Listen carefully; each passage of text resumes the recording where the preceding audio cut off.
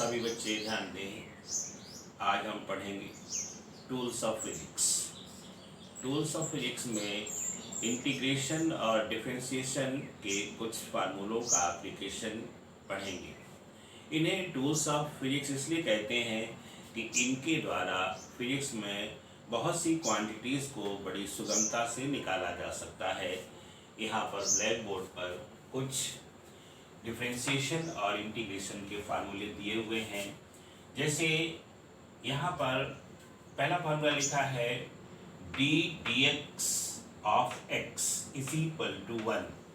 दूसरा फार्मूला है d d x of x raise to the power n is equal to n x raise to the power n minus 1। यानी यहाँ पर जो power है उससे मल्टीप्लाई हो जा रहा है और फिर उसके पावर में एक की कमी हो जा रही है। इसी तरह कुछ ट्रिग्नोमेट्रिकल फार्मूले हैं, जैसे ये है d d x of sine x is equal to cos x. अब इसको ऐसे भी पढ़ा जा सकता है differential coefficient of sine x is equal to cos x. तो इस तरह के ये फार्मूले हैं डिफरेंशिएशन के। इसी तरह इंटीग्रेशन के फार्मूले, जैसे integral dx is equal to x plus c, integral x raise to the power n dx is equal to x raise to the power n plus 1 divided by n plus 1 plus c. यहाँ पर ध्यान दीजिएगा, जो power होती है वो एक बढ़ जाती है और जो बढ़ी हुई पावर आती है उसी से डिवाइड कर देते हैं, और c है कांस्टेंट ऑफ इंटीग्रेशन। इसके बारे में जब आप इंटीग्रल कैलकुलस और डिफरेंशियल कैलकुलस पढ़ेंगे तो आपको समझाया जाएगा। अब यहाँ पर ध्यान से समझिए, सबसे पहले ये वास्तव में होती क्या है। तो सबसे पहले हम बात करते हैं डिफरेंशिएशन की। तो differentiation is use to study the small change of a quantity with respect to unit change of another. Hindi में अर्थ ये होगा कि डिफरेंशिएशन वास्तव में किसी क्वांटिटी में होने वाले छोटे परिवर्तन तथा दूसरी क्वांटिटी में होने वाले एकांक परिवर्तन का अनुपात होता है। इसीलिए इसको डिफरेंशियल कोफिशिएंट कहा जाता है। और दूसरी ओर इंटीग्रेशन, इंटीग्रेशन की डेफिनेशन नहीं बल्कि उसका एक्सप्लेनेशन है। Integration is used to add small and discrete data. यानी इंटीग्रेशन में हम छोटे छोटे डिस्क्रीट और अलग अलग जो डाटा हैं उन सब को ऐड किया जाता है। इसके लिए विशेष फार्मूले होते हैं जिनके द्वारा हम ऐड करते हैं। अब एक छोटा सा एग्जांपल देखिए। मान लीजिए कोई मूविंग बॉडी है और किसी क्षण उसका डिस्प्लेसमेंट s है और इस s को हम लिख रहे हैं 4t स्क्वायर। यानी displacement s is equal to 4t square, where t ये टाइम है और s डिस्प्लेसमेंट है। डिस्प्लेसमेंट।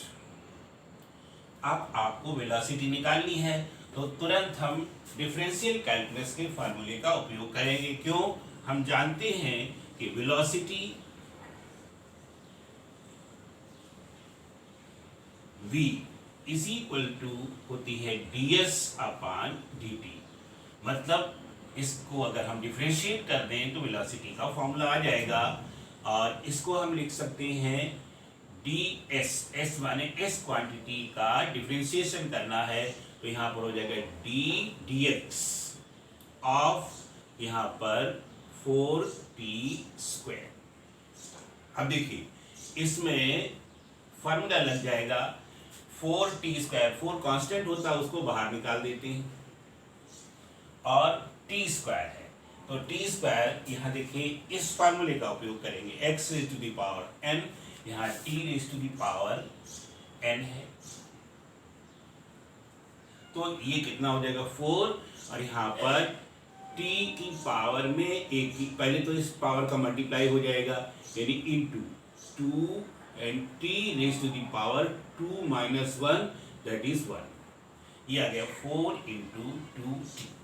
और इस तरह से अगर इसको सॉल्व करें तो ये आ जाएगा आपका 8t। अब मान लो इफ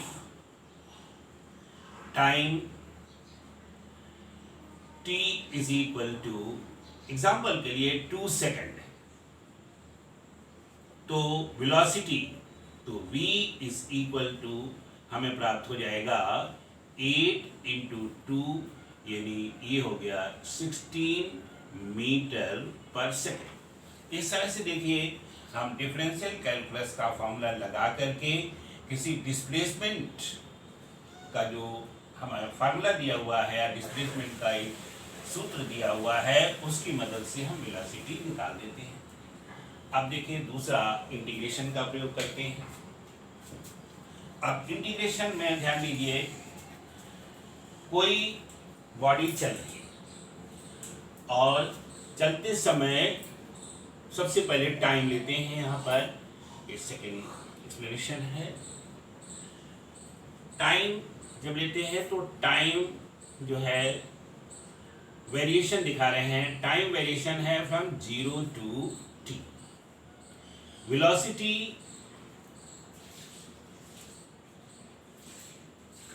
वेरिएशन ये है फ्रॉम u to v। अब देखिए हम एक्सीलरेशन सबसे पहले इसका प्राप्त करेंगे। तो एक्सीलरेशन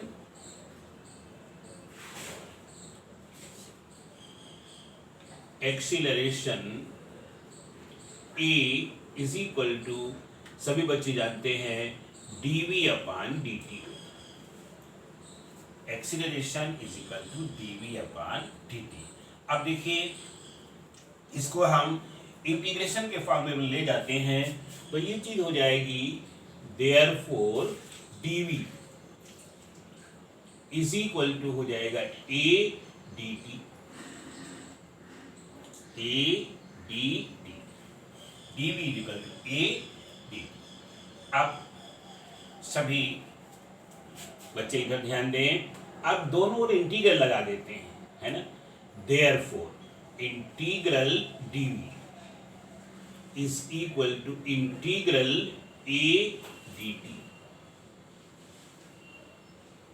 अब इंटीग्रल की लिमिट जो यहां हमने दी हुई है, टाइम लिमिट है 0 से t और वेलोसिटी लिमिट है फ्रॉम u to v, यानी u is the initial velocity and v is the final velocity and 0 is the initial time and t is the final time।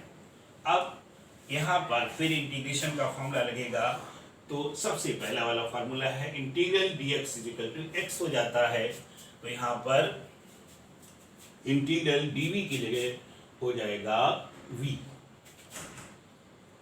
और ये जो integral में limit लगी है, इस लिमिट को हम इस तरह से लिखते हैं, ये लोअर लिमिट है और ये अपर लिमिट है, इज इक्वल टू, यहाँ पर ये a कांस्टेंट है वो अलग हो जाएगा और dt फिर वही फॉर्मूला लगता है, तो dt की जगह क्या हो जाएगा, t हो जाएगा और इसकी